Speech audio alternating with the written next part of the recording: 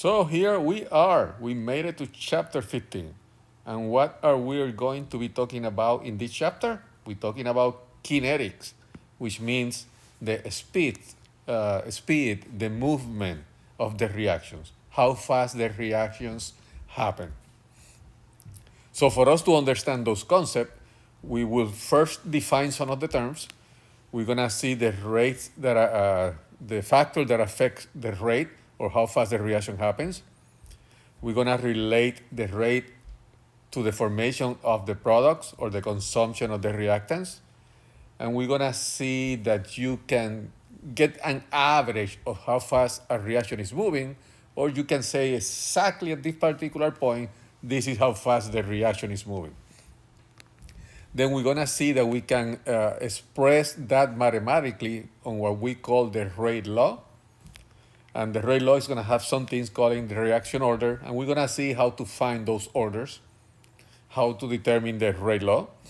Then we will do calculations using those rate laws that we're gonna derive from doing experiments or from experimental data. And we then are gonna take those rate laws that we're gonna learn how to do, and mathematically we're gonna convert it into a straight line formula by using natural logarithms. And we're gonna call those the integrated rate laws, which will allow us to predict how much product remains at any particular time during the process. And then we're gonna see how we can represent that with an energy profile diagram, how we can determine the energy of activation by doing measurements of rate. And then we will see that reactions do not happen just on one shot. They take multiple different pathways, and we're gonna call those mechanisms. So that's what we're covering on this chapter. So let's begin with that problem like we always do. And on this problem, we're gonna try to do three objectives at the same time. So we're gonna see the factors that affect rate or how fast a reaction happens. We're gonna see how it relates to the consumption of the reactants and the formation of the products. And we're gonna define what instantaneous rate is. And we're gonna start with this problem. So given this chemical reaction, we're gonna express the rate, and we're gonna say that the rate is R for how fast something is happening. And the rate is gonna be measured based on how the concentration changes in respect to time. So the rate is nothing more than the change in concentration. We're gonna use brackets for concentration, most likely molarity, over the change in time. So it's basically speed, the distance divided by time, the change in concentration divided by time. So what this problem is asking us to do is to write the rate formula based on change in concentration on time for each item on the formula. So we have hydrogen bromide as our reactant. So what happens with the reactants on any reactions? They're being consumed, right? So the first thing we're gonna have is that the rate is for something that is being consumed. So it's gonna be negative. Negative means that it's being consumed. And it's gonna be the change in concentration of HBr divided by the change in time. However, the rate of the reaction is only one rate. So it doesn't matter if I do it with HBr. It doesn't matter if I do it with hydrogen. It's always the change in concentration. And it doesn't matter if I do it with bromine. The rate is always the same. So let's call this rate 1. So this will also be rate 1. And this will also be rate 1. But as you notice, they are not even. So for every one of these, you gotta use 2 of these. So there's a stoichiometry factor there. So to account for that, what we're gonna do is that we're gonna take that coefficient, and we're gonna divide by it. So HBr have a coefficient of 2, so we divide by 2. Hydrogen have a coefficient of 1, so we don't put anything there. We assume there's a 1 there. And bromine is the same thing. So in other words, if I want to express this on a more organized way, what I will do will be that the rate of the reaction is going to be given by the reactant is being consumed, so the change on the concentration of the reactant by the change in time, but I'm going to consider the stoichiometry factor of 2, and I'm going to divide by 2, so I can equalize it with the other one, which is just a stoichiometry factor of 1. Change of concentration of hydrogen over the change in time, which is also going to be the same value as the change of concentration of bromine with the change on time. And we don't have to put this, but I'm going to put plus to indicate that it's increasing. So the product, as the reaction progresses, the amount of product increases. But usually that doesn't show. It's assumed that it's in there. So that's how we express the rate of the reaction with respect to each of the reactants and products by considering the stoichiometry factor of each one of them, and we divide by that. And every time you see rate, remember it's going to be change in concentration divided by the change on time. So what about question number 2?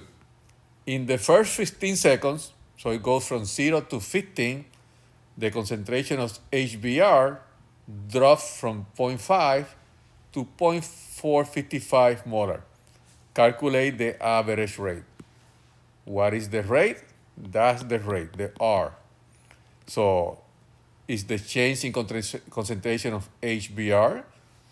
So the problem is telling us that the concentration is going from 0.500 to 0.55, which is going to be 0.045 molar.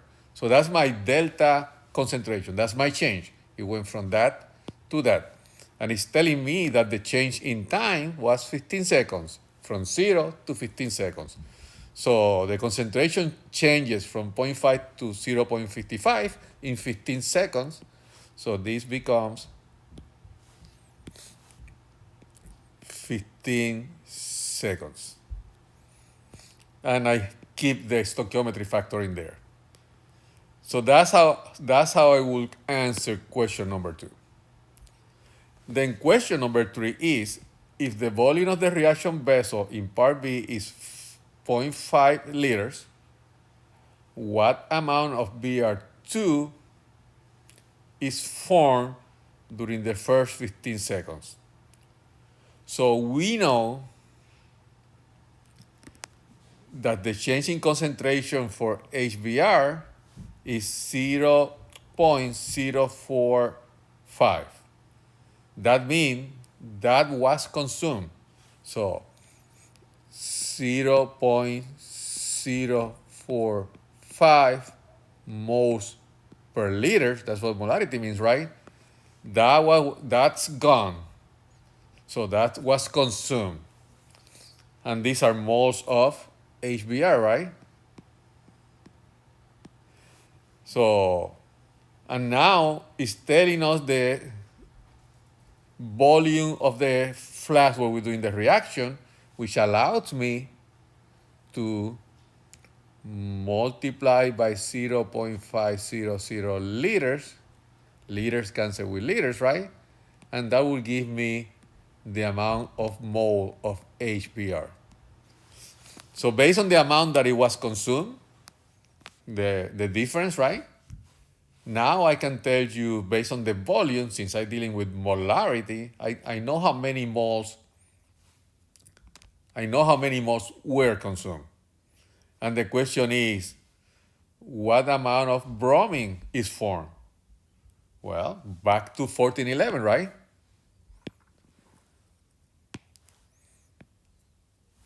Given a volume of 0.5400 liters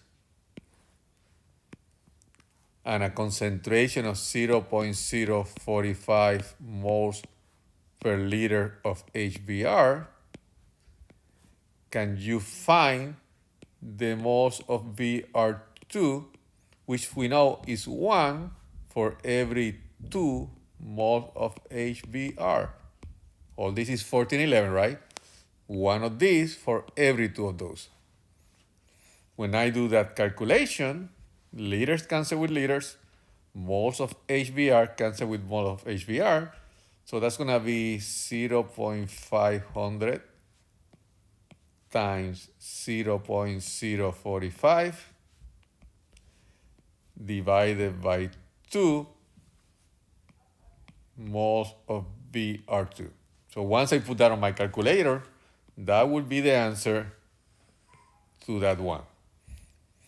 So what you need to realize here is, if I start with a given concentration of my reactant and that goes down, the difference is what was consumed. So that's what I can use on my stoichiometry from 1411 to find out how much of the product was produced. So make sure you review that. If you have problem with that, make a note so that you can bring that to the workshop and we can continue talking about it. So that's how you would approach that. So the main thing you need to learn here, not that calculation that we did at the end, that's 1411, is that rate in respect to the reactants is negative because they're being consumed. It's going to be the change in concentration over the change in time. And if there happens to be a coefficient, that coefficient goes at the bottom. That's the main thing you want to learn from there. And that the rate based on this had to be equal, the rate based on HBr had to be equal to the rate based on H2, which had to be equal to the rate based on bromine, because it's the same reaction. You cannot have different rates depending on what you're calculating with. So the rate has to be the same. It doesn't matter what substance you're using to express it. So with that in mind, go ahead and do your first daily work.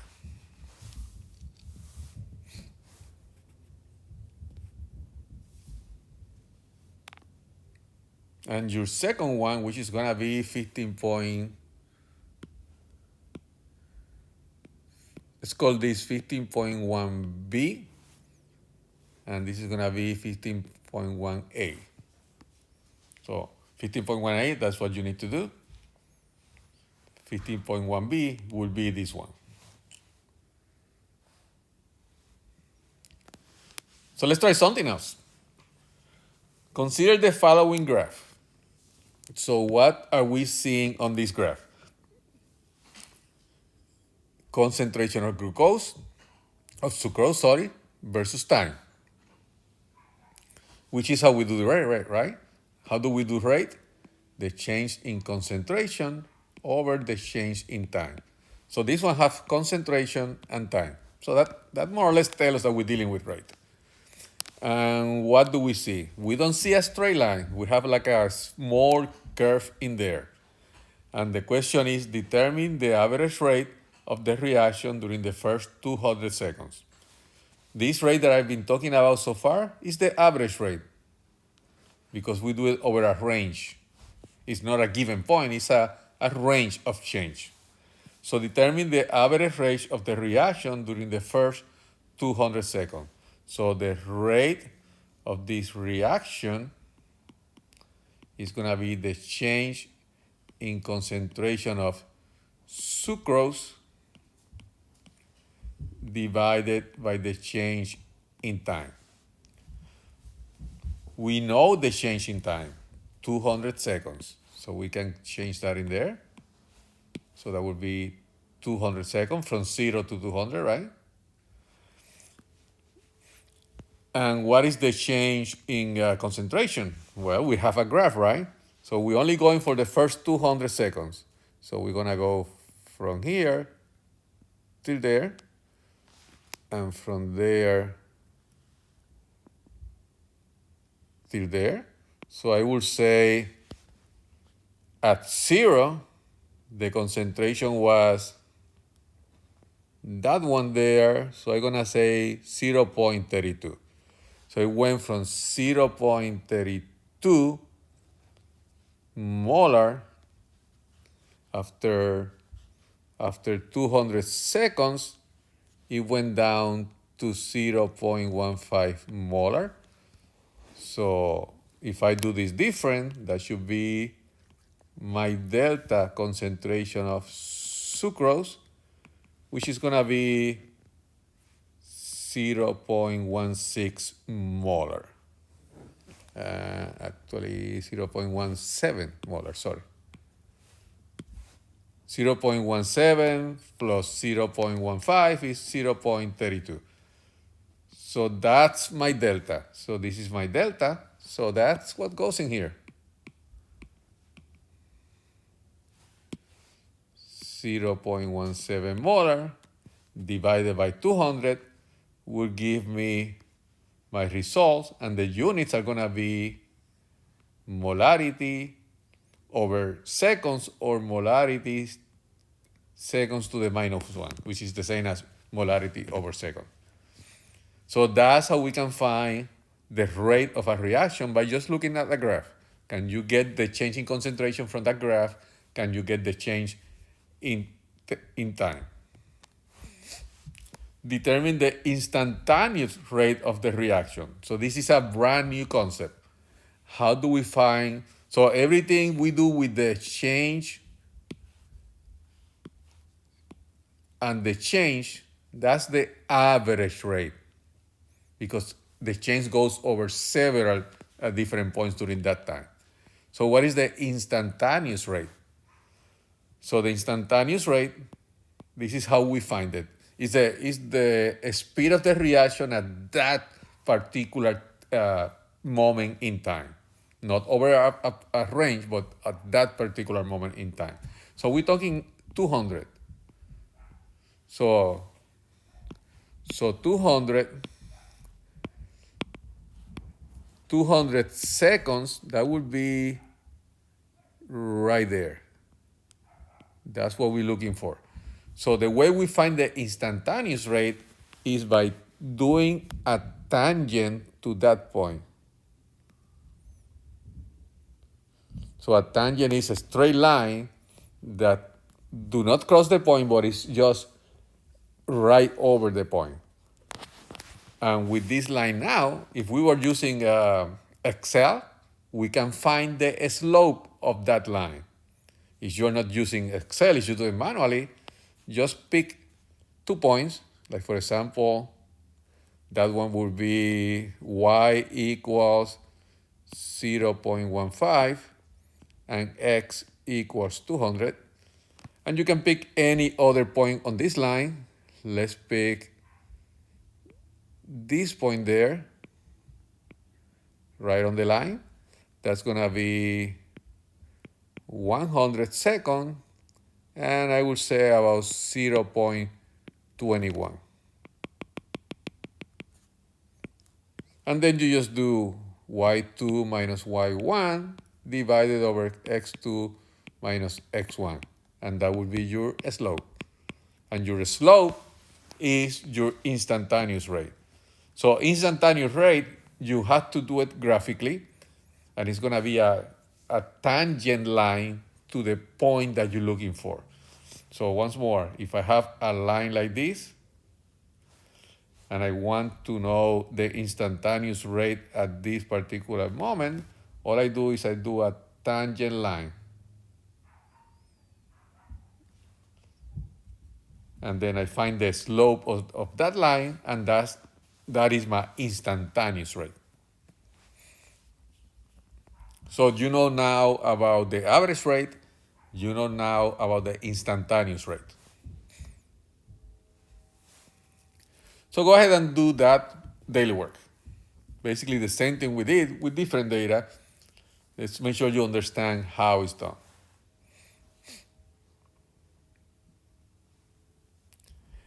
And with that, we can say that we were able to relate the rate to how the product, the reactants disappear and how the products are formed, given a balance equation. So we need a balance equation so we can use the coefficient to divide by those coefficients.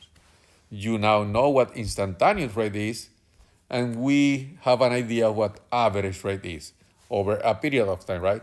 From this point to this point, all that area there, the delta, the change. Factors that affect the rate of reactions. That you're gonna see it on the lab very soon. So when you go into the lab and we start talking about the rate of the reaction, see if you can see those factors. For example, would temperature make a reaction go faster? Reactions means that the atoms or molecules have to collide, they have to be rearranged, they have to be transformed. So having a higher temperature, would that increase the probability of collisions? Pressure, can pressure affect a reaction? If you decrease the volume, the pressure increases. That's from Chem 1411, which means the molecules are going to be on a smaller space, so they will collide more often. So rate of the reaction is basically collisions of the molecules to make the reaction happen. So when you're doing the lab where we're talking about these factors, keep that in mind. So a new objective. Now that you understand what average rate is and an instantaneous rate is, let's put that into a formula that doesn't depend on the delta. So let's do it a little bit different. And we're going to be talking about a new concept, reaction order. And you already know the rate constant.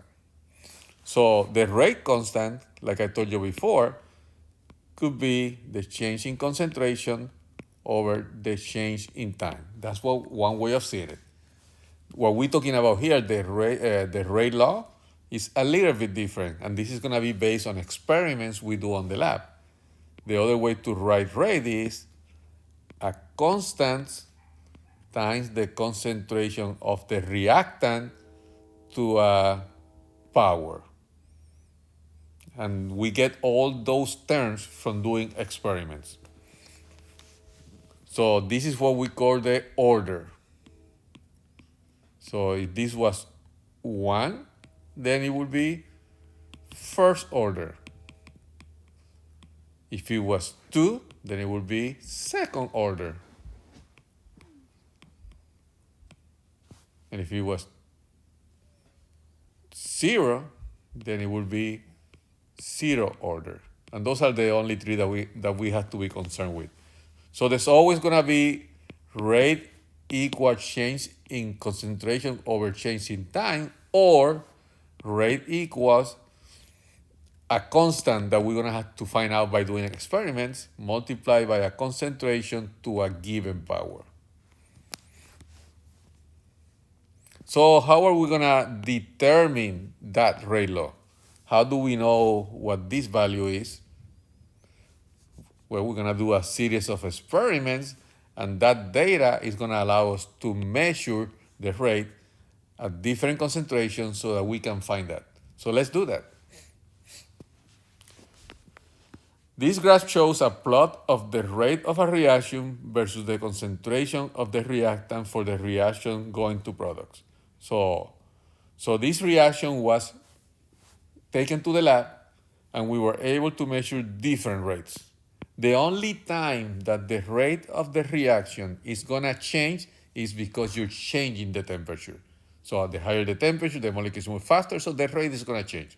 So since you have 1, 2, 3, 4, 5, 6 different rates, that means you conduct the experiment at 6 different temperatures. So these 6 different experiments, each one of them done at 6 different temperatures. So we had all that information on the graph. And the question is, what is the order of the reaction with respect to A? Well, we're gonna have to see how we do this. So let's do this. When the concentration is when the concentration is zero point 0.2, the rate is 0.02. So let's do a table. When the concentration is 0.2, the rate is 0.002. And these are gonna be molarity per seconds, and this is going to be molarity. What about when it's zero point 0.4? When the concentration is 0.4, the rate is 0.004. What about when the concentration is 0.6? Actually, let's do 0.8. When the concentration is 0.8, the rate is going to be 0.008. So what are we seeing here? When I double this also doubles. When I double this also doubles.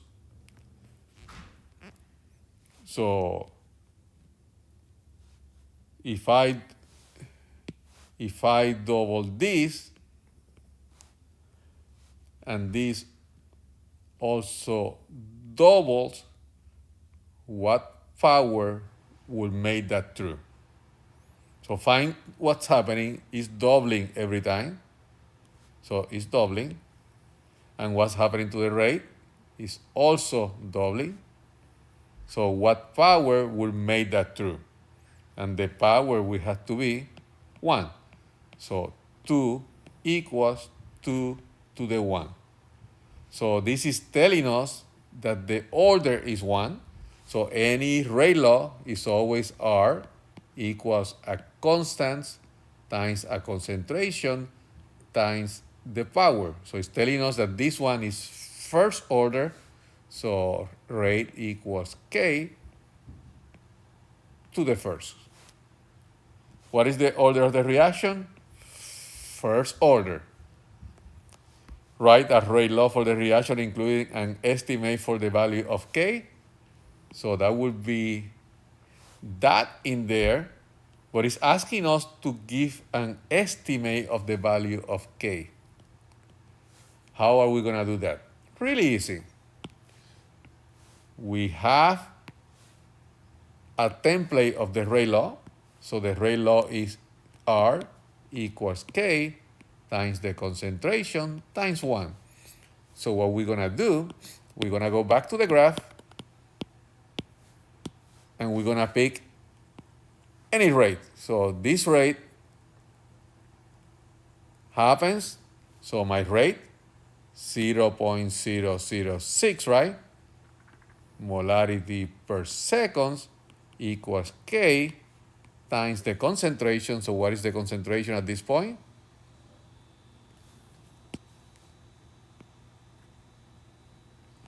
The concentration is 0.6, and this is going to be to the power of 1. So do we have all we need to be able to find K? Yes. Solve for K, and then you will have your K value, and then your formula will be rate equals the K value that you just found times the concentration to the first. And you don't have to put the first. So once more, figure out the order by comparing how is the concentration happening in respect to the rate. So that gives you your order. And then all you have to do is go to the graph, find the rate at a given concentration, and then solve for K. And that will give you your rate constant. So let me show you once more how we found the order first. So how do we find the order? We just look at what's happening to the concentration and the rate. So we're gonna take 0.2. So when the concentration is 0.002, the rate equal when the rate equals 0.02, the concentration is 0.2. When the rate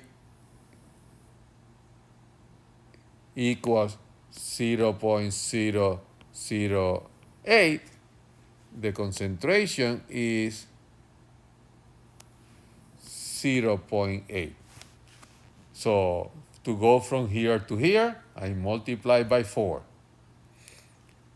To go from here to here, I multiply by 4. So what power will make that true? And you see, I use different numbers now, but I come to the same conclusion, right? From here to here, multiply by 4. So that's what I put a 4 there. From here to here, multiply by 4. That's what I put a 4 there, but I had to give a power that will make it that true. So the power equals 1. So the reaction is first order. And then you solve for K by plugging the numbers that you have. So with that, go ahead and do 15.3. Your line is right there. That's the line that you're looking at.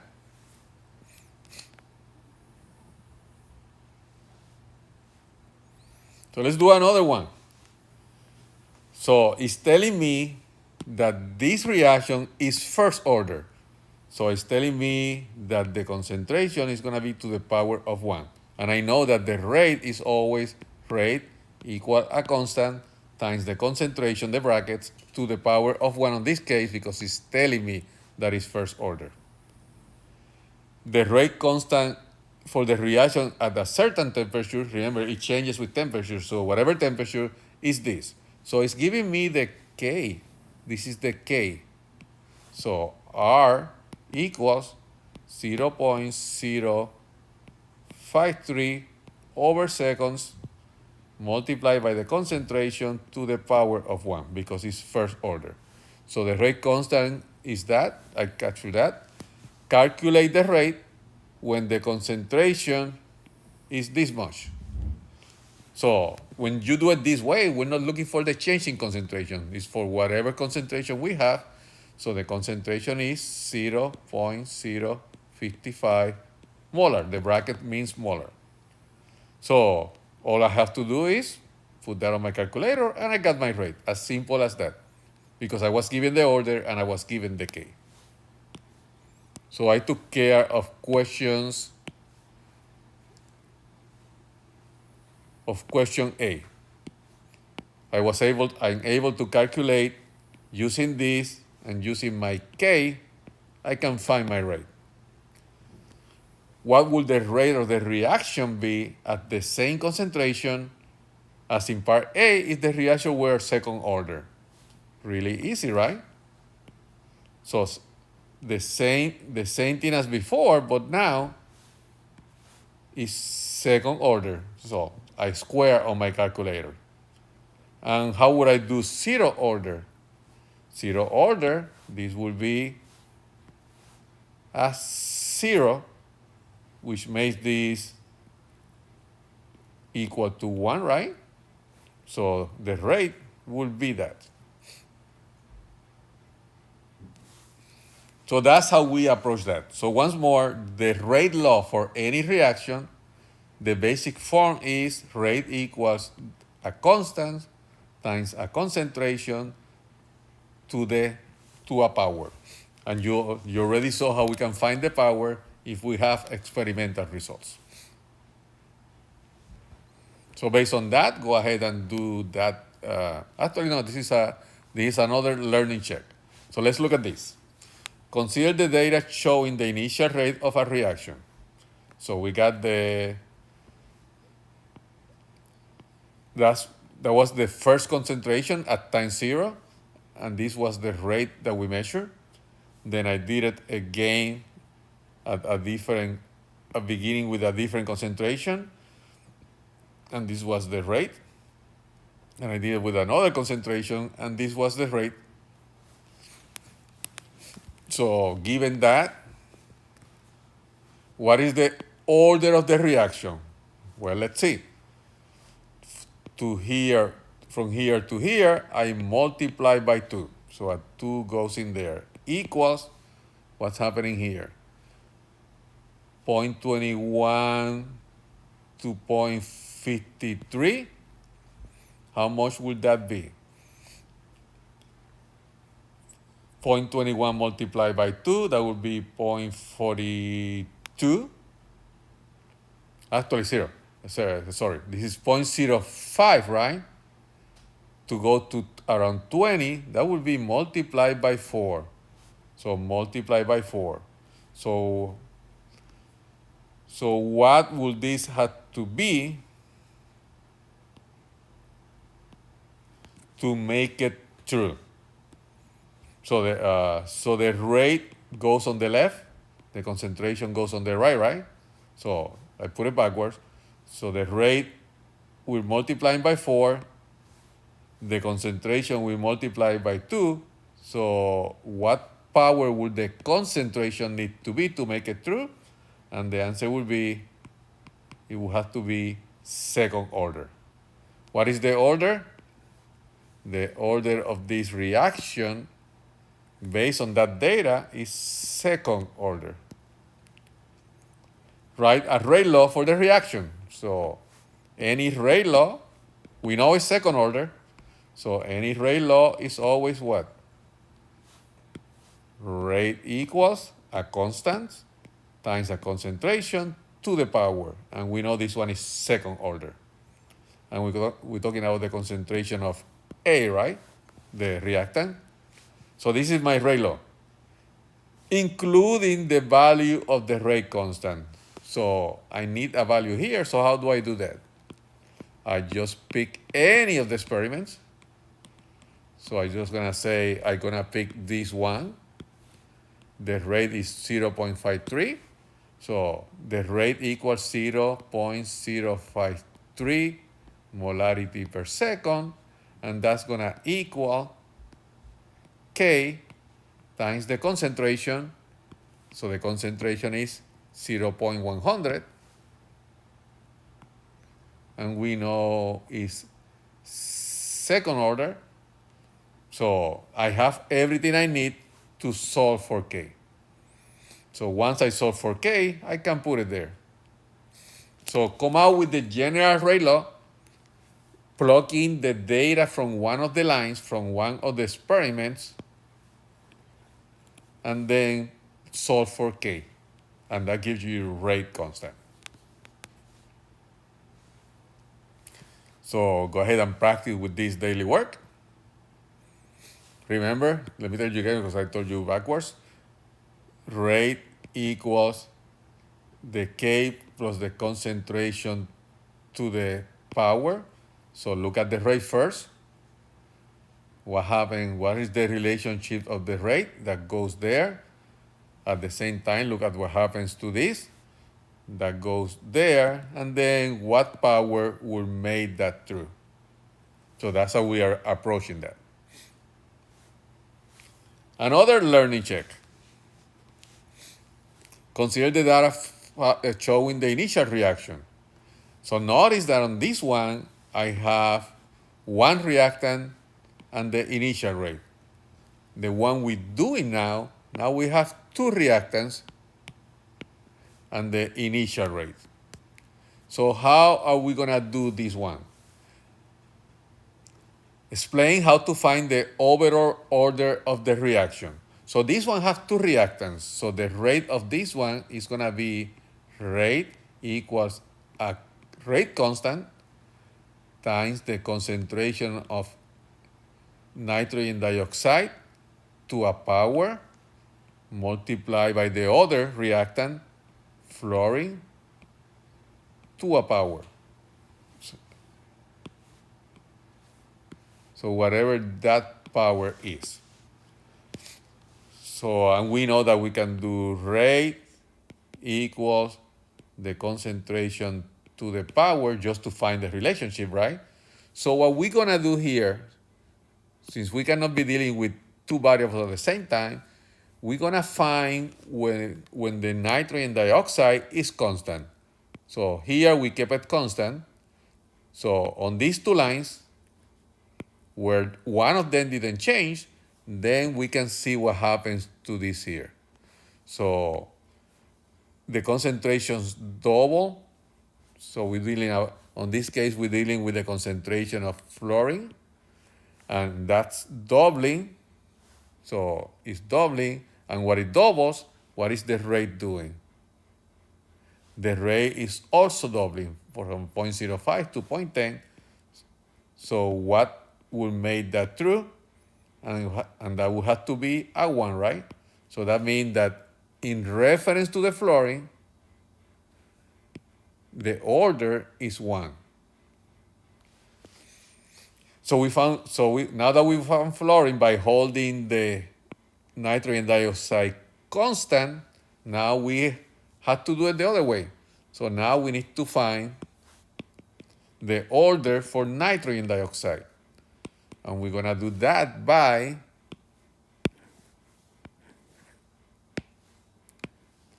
finding when the fluorine is constant.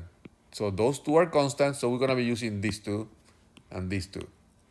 So what happens to the rate and the concentration of nitrogen dioxide?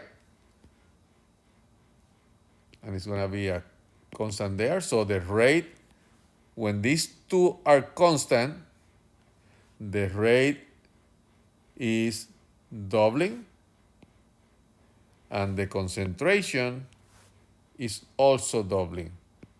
So the only thing that will make that true is the order to be 1. So the order on this one is also 1. And we do not have to put the ones, right? So we are not going to put those there. So that's the way the formula will look. So the formula will look like that because the powers or the orders are 1 and 1. So what is the overall order? So this is 1 and this is 1. So the overall order is 2 because you need to add those two. So the overall order of the reaction is second order. Write a rate law. We just did that. So the rate law will look like that. And explain how to find the value of the rate constant. Well, we already have the formula, right? Once more, the formula for the rate equals the rate constant times the nitrogen dioxide to the first order times the fluorine to the first order. If we want to find the K, we are just going to take any line. So I'm going to take this line, and I'm going to take my concentration of this, and I'm going to put it there.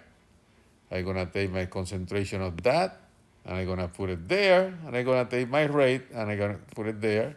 So I know this, I know this, and I know this. Can I find this? And the answer is yes, I can find that. And that will give me my rate constant. So that's how you do it when you have two reactants. While holding one of them constant, see what happens with the other one. And then hold the other one constant and see what happens to the first one. And that would be your daily work to do that.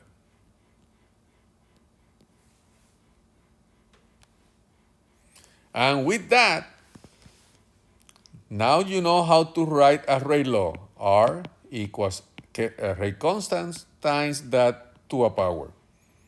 If you have more than one reactant, then you put more than one reactant.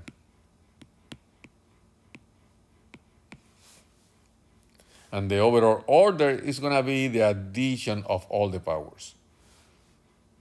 So you know about how to find the orders. You know how to find the rate constant. In addition to that, given a series of experiments, you were able to determine the rate law with all the powers and everything that goes in there. So make sure you practice this. This requires practice. And with that, we finish our first recording for chapter 15. So we're going to have about 4 recordings by the time we're done with this chapter. So see you the next time. Take care.